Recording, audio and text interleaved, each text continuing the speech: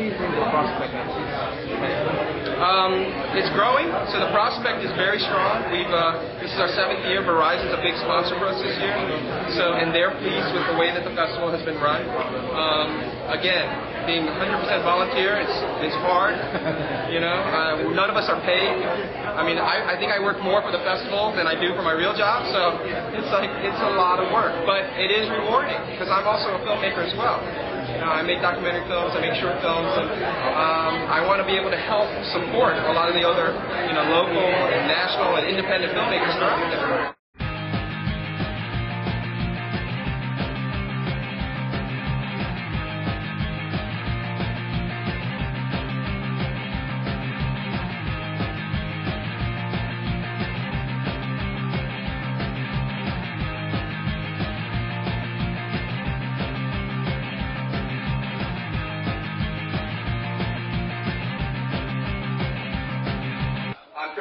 I'm the president of this year's festival.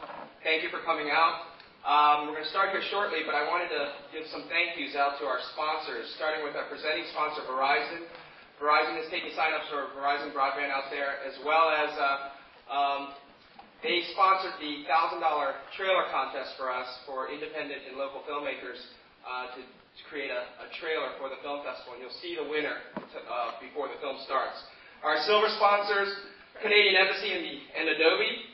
Our bronze sponsors, Bill Page Toyota and Radley Acura. Our media sponsors, Imagination TV, Asian Fortune, City Paper, and Giant Robot. And then, of course, thanks to all our supporting community sponsors, especially the DC Improv, who donated tickets that we're going to be raffling off here shortly.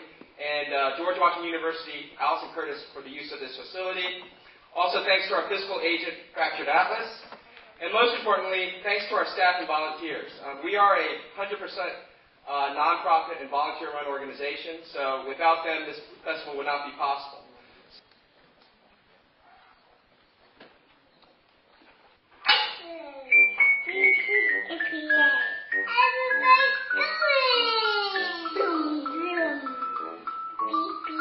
A lot of people, just because of the project, took pay cuts for on our behalf, which is very nice. We're working for free. And then the next step was film festivals. We're here now, and hopefully by early next year, we'll be distributing the film on home video and DVD and such.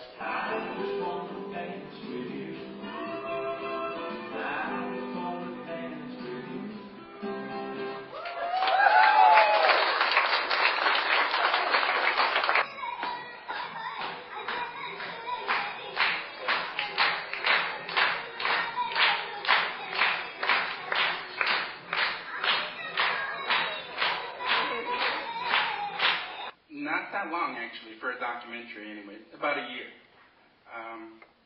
Originally, we were just going to do some concert film type of project, but as we shot more backstage stuff and interviews to help sort of contextualize what they're about, that became more interesting, so we shot that and all the other interviews, but yeah, about a year. This is actually my first kind of serious, bigger project.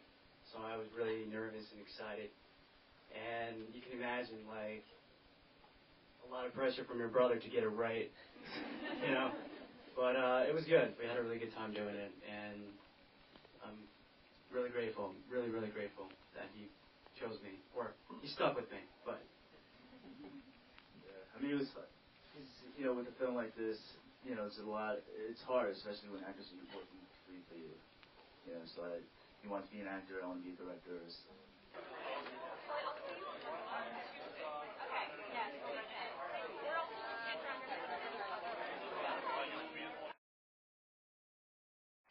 If it's about the work, if it's a good piece of work, if it's something that you know you could do well, I think you have to go after it. And I think one example from this film is actually Steve Park in that bit from Wells Fargo. Fargo. I